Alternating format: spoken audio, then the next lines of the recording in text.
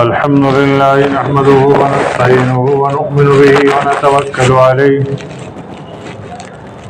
ونعوذ بالله من شرور أنفسنا ومن سيئات أعمالنا من يهده الله فلا مضل له ومن يضلله فلا هادي له ونشهد أن لا إله إلا الله وحده لا شريك له ونشهد أن سيدنا وحبيبنا وشفيعنا مولانا محمدا عبده ورسوله فقد قال الله تبارك وتعالى فأعوذ بالله من الشيطان الرجيم بسم الله الرحمن الرحيم إن الشرك لظلم عظيم صدق الله مولانا العظيم وصدق رسوله النبي الكريم ونحن على ذلك لمن الشاهدين والشاكرين والحمد لله رب العالمين. معزز سامعین کرام، اللہ رب العالمین نے تمام تخلیقات کو اپنی قدرت کاملہ سے پیدا فرمایا اور اسی تخلیقات میں انسان بھی اللہ کی پیدا کی ہوئی ایک مخلوق ہے. اس کو بھی خدائے وحدہ لا شریک نے اپنی قدرت کاملہ سے بنایا، پیدا فرمایا اور وجود بخشا.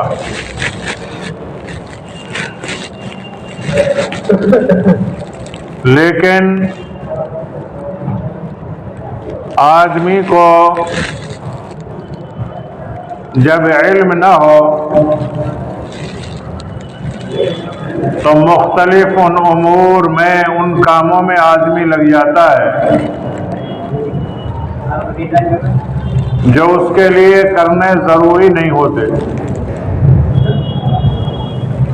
اور جب علم ہوتا ہے، معلومات ہوتی ہے، تحقیقات رہتی ہے، تو ان کاموں سے وہ بچتا رہتا ہے جن کاموں سے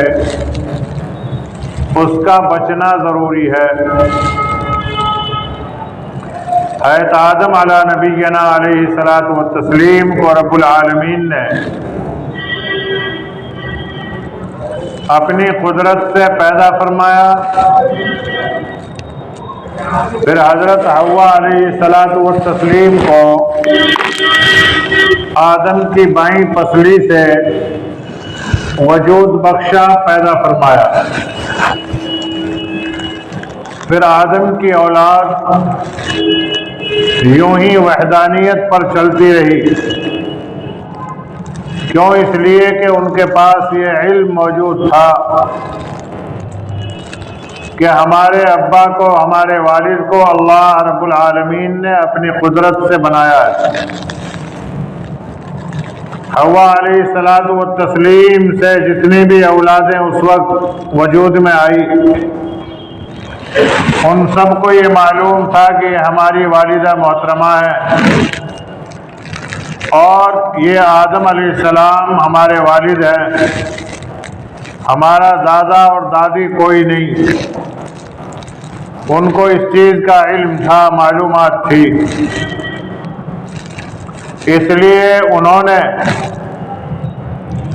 والدین کی اطاعت کی اور رب العالمین کی فرما برداری کرتے رہے. پھر انسان نفسانیت کی طرف راغب ہوا، جس کو اللہ تبارک و تعالی نے قرآن پاک میں بیان فرمایا. بنو اسرائیل میں کہ محمد صلی اللہ علیہ وسلم آپ ان کو وہ واقعہ بھی بتلائیے کہ جب دو بیٹوں نے، آدم علیہ السلام کے دو لڑکوں نے آپس میں جو مکالمہ کیا، بات چیت ہوئی، ان میں سے ایک بیٹا دوسرے بیٹے کے اوپر غالب رہا اور یہاں تک کہ اس کے قتل پر آمادہ ہو گیا، اس کو رب العالمین نے نبی کریم صلی اللہ علیہ وسلم سے اس واقعہ کے بیان کرنے کا حکم دیا۔ وہ دو بیٹے کون تھے؟ قابیل اور حابیل۔ اب اس میں سے ایک نے ایک کو قتل کیا، قابیل نے قتل کیا حابیل کا۔ یہ ایک ایسا مشتبہ سا معاملہ ہے اور یہ ذہن میں نہیں رہتا کہ حابیل قاتل ہے یا قابیل قاتل ہے، تو اس کے لیے بالکل آسان طریقہ، قاتل میں لفظ حرف قاف استعمال ہوتا ہے، قابیل میں بھی حرف قاف استعمال ہوتا ہے۔ گویا قاتل قابیل تھا اور حابیل مقتول تھا۔ بعض وقت نہیں رہتا ذہن میں کہ کون سے بیٹے نے کس کو مارا تھا، تو قاتل قابیل تھا اور مقتول حابیل تھا۔ اور لڑائی کس چیز کی؟ صرف نفسانیت کی، اور لڑائی بھی دو طرفہ نہیں، ایک طرفہ لڑائی۔ تو اس سے یہ بھی پتہ چلا کہ لڑائیاں بھی بعض وقت ایک طرفہ رہتی ہیں۔ جب قابیل نے حابیل سے یہ کہا تھا کہ میں تجھے قتل کروں گا، تو حابیل نے یوں کہا کہ آپ کچھ بھی کریں میں تو اپنا ہاتھ آپ پر نہیں اٹھاؤں گا۔ اس کو قرآن پاک نے وضاحت سے بیان فرمایا۔ تو لڑائی ایک طرفہ تھی، اور اگر دو طرفہ سمجھیں تو ایک طرف نفس کی اتباع کرنے والا قابیل تھا اور دوسری طرف شریعت پر چلنے والا حابیل تھا۔ اگر یوں سمجھیں تو یہ لڑائی شریعت اور نفس کی تھی،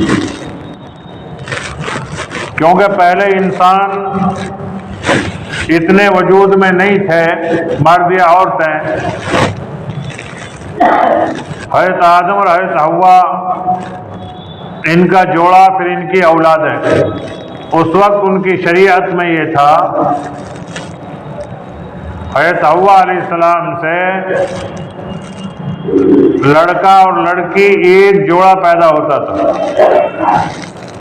تو شریعت میں یہ تھا کہ بھائی بہن کا نکاح ہو نہیں سکتا، لہذا جو جوڑا دوسرے جوڑے کے ساتھ ہے وہ اس کے ساتھ اس کا نکاح کر دیا جائے۔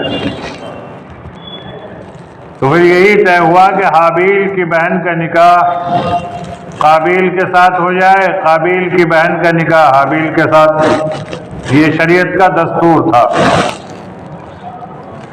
اب اتفاقی بات یہ کہ قابیل کے ساتھ پیدا ہونے والی جو لڑکی تھی وہ زیادہ خوبصورت، اور حابیل کے ساتھ پیدا ہونے والی اس سے کم درجے میں، یا یوں کہہ سکتے ہیں کہ قابیل کو وہ زیادہ پسند تھی جو اس کے ساتھ پیدا ہوئی، اور جو حابیل کے ساتھ پیدا ہوئی وہ پسند نہیں تھی۔ اور شریعت میں تقسیم کے اعتبار سے حابیل کی بہن کا نکاح اس کے ساتھ ہونا لازم، اور قابیل کی بہن کا نکاح حابیل کے ساتھ ہونا، یہ شرعی نظام تھا۔ لیکن قابیل نے اس نظام کو ماننے سے منع کر دیا کیونکہ نفس زور کرا۔ تو اس سے یہ بھی پتہ چلا کہ نفسانیت سب کے ساتھ لگی ہوئی، نبی کے بیٹے ہیں، نبی کی اولاد ہے، آدم علیہ السلام و تسلیم کے بیٹے، لیکن نفس کیا کہہ رہا ہے کہ نہیں، میں اس کے ساتھ شادی نہیں کروں گا، جو میرے ساتھ پیدا ہوئی ہے میں تو اسی کے ساتھ کروں گا، شریعت کے خلاف۔ تو حابیل نے یوں کہا کہ ابا حضور نے جو شریعت کا طریقہ بتلایا ہے اسی پر عمل مجھے تو کرنا ہے۔ دونوں میں آپس میں اس بات پر تکرار یا جھگڑا یا تنازع شروع ہوا۔ حضرت آدم علیہ السلام کو وحی کے ذریعے سے اللہ رب العالمین نے بتلایا کہ آپ ان سے صدقہ کرائیں، قربانی دلوائیں۔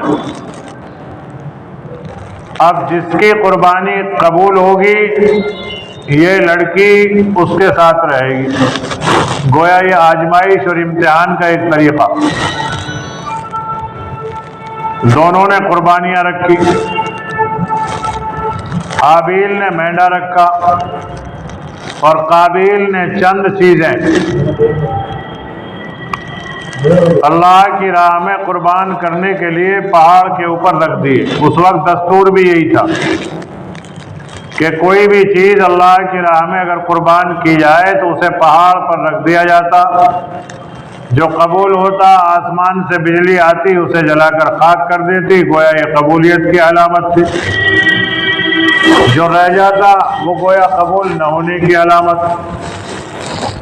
اب جب پہاڑ پر یہ دونوں چیزیں رکھی گئی, دونوں کی قربانیاں صدقات, تو مینڈے کو آگ نے کھا لیا. گویا حابیل کی قربانی قبول اور قابیل کی قربانی رد. اب اس کو اور زیادہ جلن ہوئی.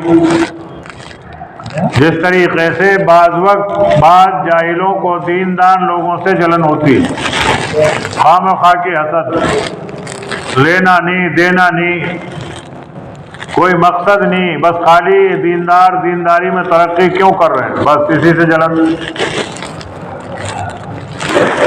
اب حابیل کی جب قربانی قبول نہیں ہوئی تو اسے بڑا غصہ آیا اور یوں کہہ رہا ہے کہ لأقتلکم, اب تو تجھے نمٹا کے چھوڑوں گا بس. تو قابیل نے یوں کہا کہ اگر آپ میرے اوپر دست درازی بھی کرو گے, مجھے قتل بھی کرو گے, تب بھی میں آپ سے مقابلہ نہیں کروں گا. حالانکہ شرعی مسئلہ دوسرا ہے, لیکن وہ شریعت آدم تھی, اب شریعت محمدیہ ہے. شرعی مسئلہ یہ ہے کہ اگر کوئی کسی کے اوپر حاوی ہو رہا ہو اور ناجائز طریقے سے مارنا چاہتا ہو تو دفاع لازم ہے, ضروری ہے بچاؤ کرنا. اور اگر 100% یہ یقین ہو جائے کہ مجھے قتل کر ہی دے گا, مار ہی دے گا, تو اس بچاؤ کی وجہ سے اس کو نمٹانا بھی جائز ہے مسئلے کے حساب سے. لیکن 100% یہ یقین ہو کہ ہاں یہ مجھے قتل کر ہی دے گا, تب ایسا نہیں کہ صاحب اس کا ارادہ قتل کا ہی تھا, قتل کے ارادے پہ ہی اس کو نمٹا دے, ایسا بھی نہیں. لیکن قابیل کو حابیل نے کہہ دیا کہ میں آپ پر دست درازی نہیں کروں گا بالکل. اب اس کو تو ڈبل جلن ہو گئی. اور حابیل نے یوں بھی کہا کہ اگر آپ میرے اوپر حملہ کرو گے, مجھے قتل بھی کرو گے, تو میرا گناہ بھی آپ ہی کے اوپر آئے گا کہ میں نے جو گناہ کر رکھے ہیں ان کا بھی بھگتان پھر تجھے ہی کرنا. یہ بھی سوچ لے. لیکن یہ نہیں مانا. تو یہاں سے گویا شریعت کی خلاف ورزیوں کی شروعات ہوئی. اس سے پہلے شرک یا کفر کا کوئی معاملہ دنیا میں نہیں تھا, نہ نفسانیت کا کوئی معاملہ تھا. تو یہ نفسانیت کی شروعات یہاں سے کی گئی. شرک تو بہت بعد میں آیا ہے, حضرت نوح علیہ السلام کے دور سے شروع ہوا ہے. چند بتوں کے نام یغوث, یعوق, نصر, یہ لوگوں نے گھڑ لیے اور ان کی عبادت شروع کی, پرستش شروع کی. لوگ کہتے سمجھاتے کہ یہ خدا نہیں ہے. نہیں, ہم کب خدا مان رہے ہیں ان کو, ہم تو خدا کے برگزیدہ بندے مان رہے ہیں. یہ خدا کے برگزیدہ بندے تھے, ہم ان کی پرستش کریں گے, پوجا کریں گے, ہمارا خدا ہم سے راضی ہو جائے گا, کیونکہ ان سے بھی اللہ راضی تھا. آج کا مشرک بھی یہی کہتا ہے کہ ہم کسی کو خدا نہیں مان رہے, ہم تو ان کو معاون اور مددگار مان رہے ہیں. یا ہم تو یوں مان رہے ہیں کہ یہ اللہ کے قریبی بندے تھے, مقرب تھے, اللہ کے ولی تھے, دوست تھے اللہ کے, اس لیے ہم تو ان کی تعظیم کر رہے ہیں. کہ کیسی تعظیم کر رہے ہیں کہ سجدہ تعظیم ہی کر رہے ہیں, سجدہ تعبد ہی نہیں کر رہے. اس میں بھی ایک ہیلا نکالا, عجیب معاملہ. ورنہ پہلے دنیا میں شرک نہیں تھا, شرک کی شروعات یہیں سے کی گئی ہے حضرت نوح علیہ السلام کے دور میں۔ پھر اللہ رب العالمین نے حضرت نوح علیہ السلام شرک کو ختم کرنے کے لیے نبوت سے سرفراز فرمایا، بھیجا کہ جاؤ میرے بندوں نے شرک کرنا شروع کر دیا ہے، اور شرک کو اللہ رب العالمین نے ظلم عظیم فرمایا ہے قرآن میں، ان الشرک لظلم عظیم، کہ شرک کیا ہے؟ یہ بہت بڑا ظلم ہے، اتنا بڑا ظلم ہے کہ جس کو خود خدائے وحدہ لا شریک نے بڑا ظلم فرمایا۔ ایک تو ظلم خود گناہ ہوتا ہے، لیکن ایک بڑا ظلم، بہت بڑا ظلم یہ شرک کیوں ہے؟ اس لیے ہے کہ تمام کائنات کا مالک اور خالق تو اللہ ہے۔ اللہ رب العالمین نے آدم علیہ السلام کو بنایا تو کسی کی معاونت اور مدد نہیں لی، کسی سے پوچھا نہیں، اور جب بنانے کا ارادہ فرمایا تو اس کا اظہار فرشتوں سے ضرور فرمایا اللہ نے، انی جاعل فی الارض خلیفہ، میں زمین میں اپنا خلیفہ بنانے والا ہوں۔ کوئی رائے نہیں لے رہے تھے، یا مشورہ نہیں چل رہا تھا ان سے، ارشاد ہو رہا تھا کہ میں بنانے والا ہوں۔ فرشتوں نے اعتراض بھی کیا تھا، نحن نسبح بحمدک ونقدس لک، آپ کی عبادت، آپ کی تقدیس، آپ کی تعظیم، آپ کی تعریف کرنے کے لیے ہم کافی تو ہیں۔ اللہ نے فرمایا کہ انی اعلم ما لا تعلمون، جو میں جانتا وہ تم نہیں جانتے۔ تو جو اللہ سب کچھ جانتا ہے، فرشتوں سے بھی زیادہ جانتا ہے، بھلا وہ اللہ اس کو کیسے پسند کرے گا کہ اس کے ساتھ کسی کو ساجھی قرار دیا جائے؟ جس نے اپنی قدرت سے حوا علیہ السلام کو آدم کی پسلی سے نکالا، وہ خدا یہ کیسے تسلیم کرے گا کہ کسی کی پرستش اور پوجا یا اشتراک کر کر میرا شریک اور ساجھی بنا دیا جائے؟ اللہ کو یہ کیسے پسند آئے گا؟ تو اس لیے محترم دوستو، بزرگو، عزیزو، ایک تو ہے اختیار کا دینا، اور ایک ہے خود مختار ہونا۔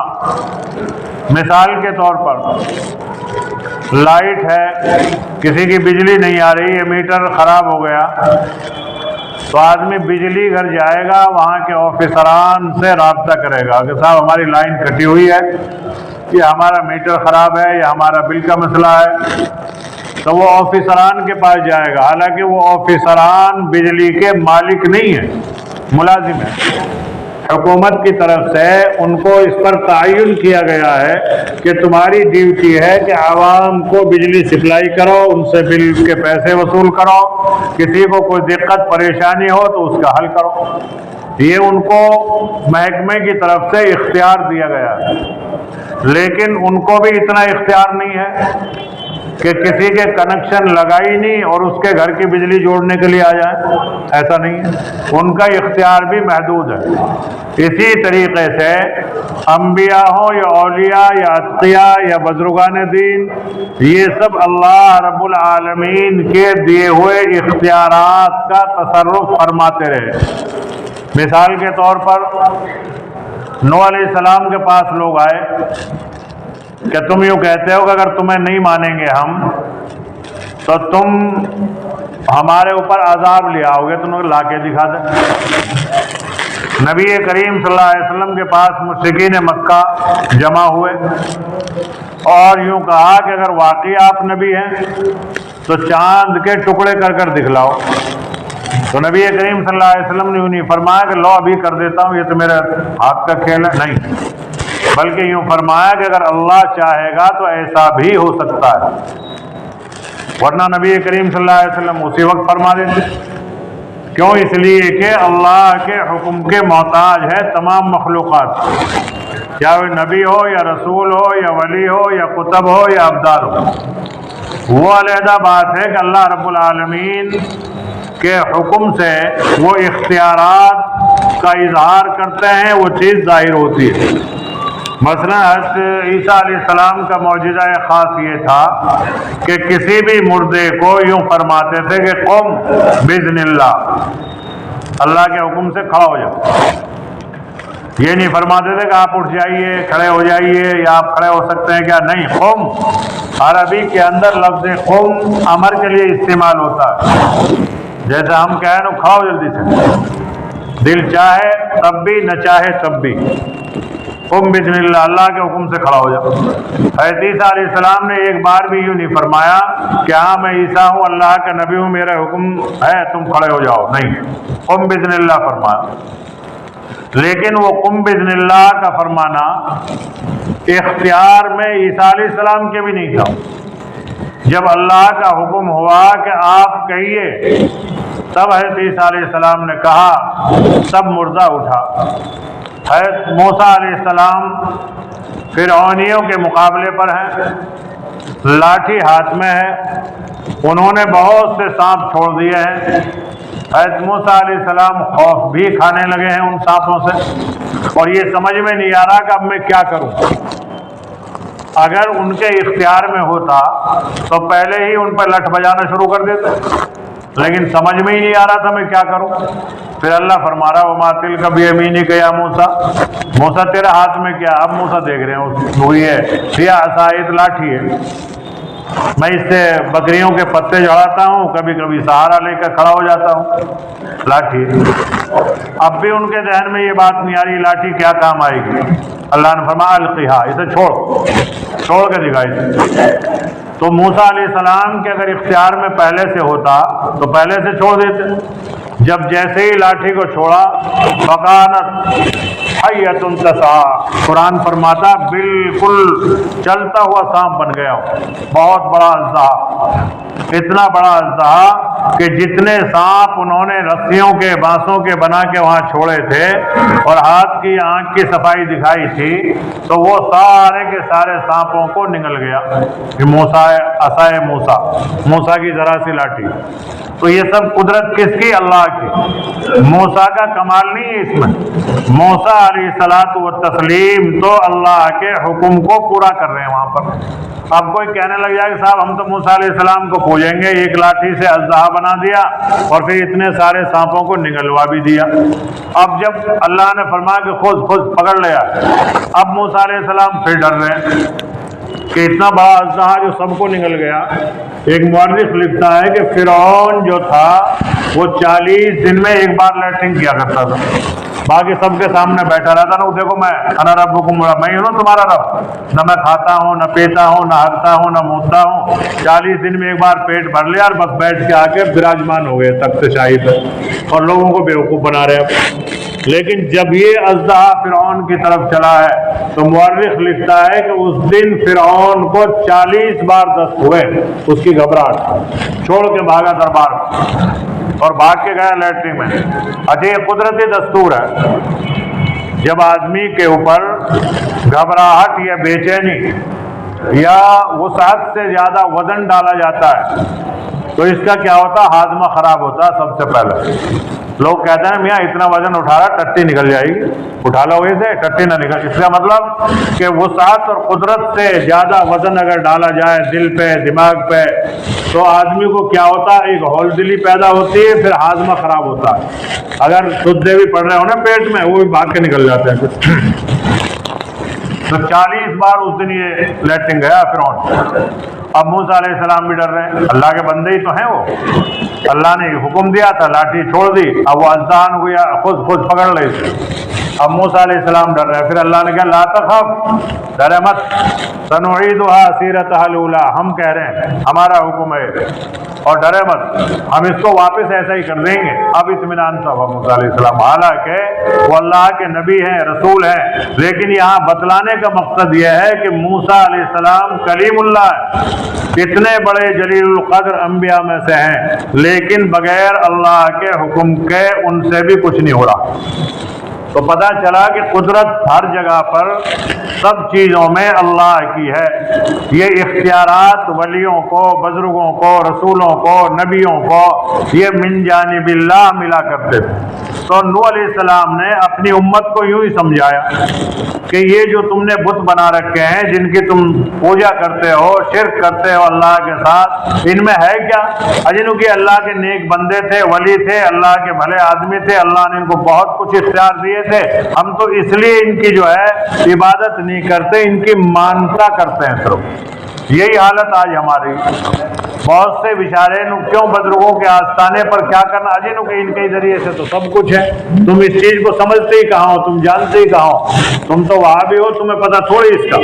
لیکن اللہ رب العالمین نے وہاں موسیٰ علیہ السلام کا سنعیدها سیرتها الاولی, پکڑ کے تو دیکھ ہم اس کو دوبارہ لاٹھی بنائیں گے. پھر حضرت موسیٰ علیہ السلام نے ہاتھ لگا, پھر ایسی لاٹھی کی لاٹھی. اب یہ سانپ کہاں گئے, اس میں موسیٰ کا کوئی کمال نہیں. وہ لاٹھی پھر دوبارہ کیوں لاٹھی بن گئی, کیسے بن گئی, اس میں حضرت موسیٰ علیہ السلام کا کوئی کمال نہیں. یہ اللہ کی قدرت, اور اللہ تبارک و تعالی ایسی قدرتوں کو اس لیے ظاہر فرماتا ہے تاکہ میرے بندے میری قدرت کو سمجھ لیں. آج ہمارے اندر علم کی کمی کی وجہ سے بہت سے شرکیہ اعمال اور افعال وجود پذیر ہو چکے ہیں علم نہ ہونے کی وجہ سے. جیسے جس نے کہہ دیا ویسے ہی مان لیا, جیسے جس نے کہہ دیا ویسے ہی مان لیا, جو جیسے کر رہا بس اسی کے پیچھے چل گئے.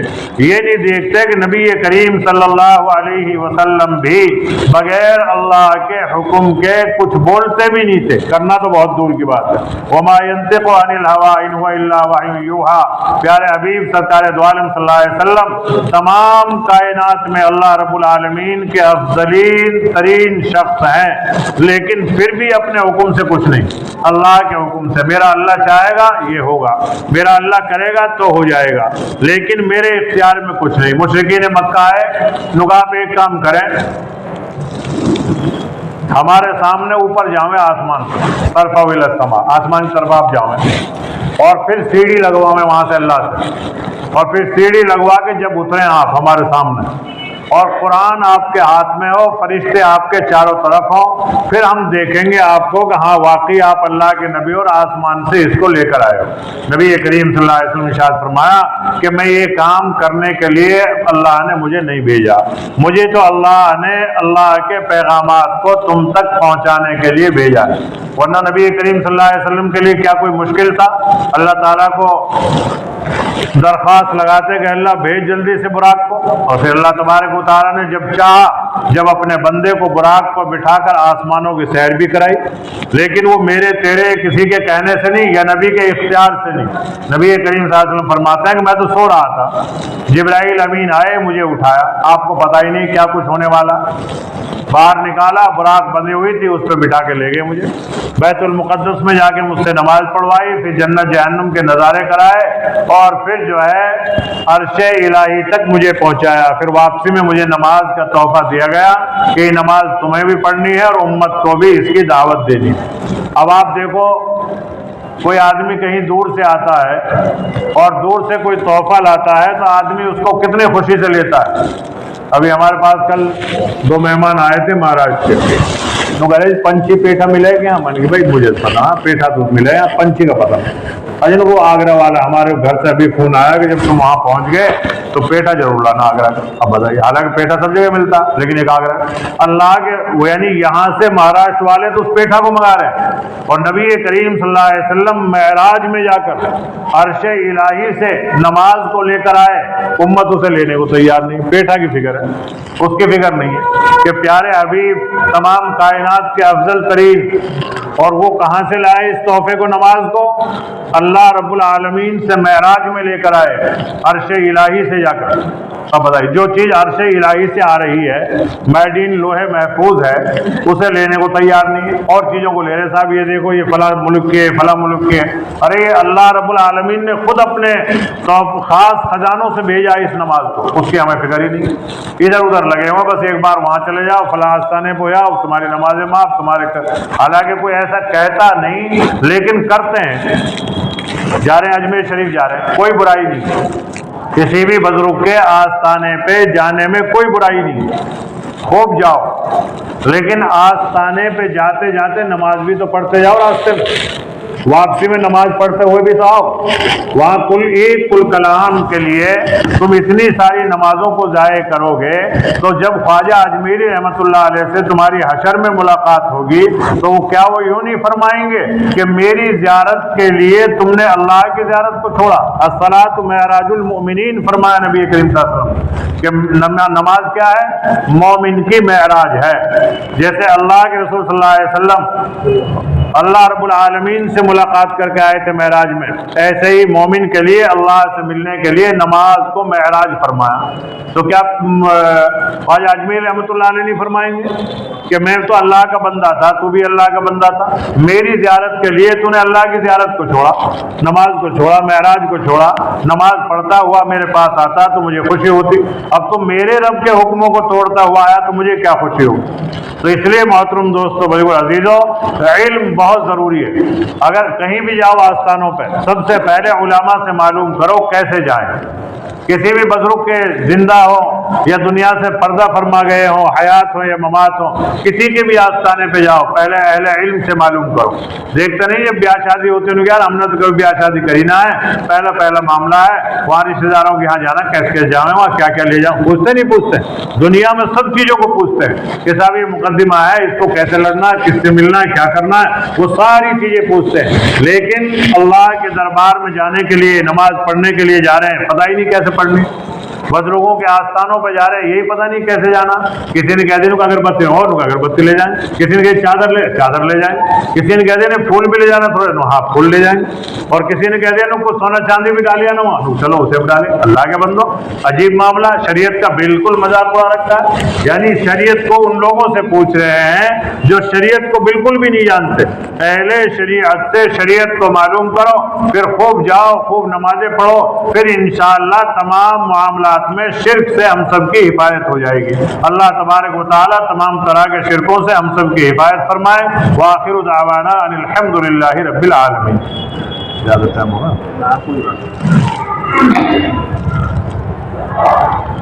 اللہ اکبر، اللہ اکبر، اللہ اکبر، اللہ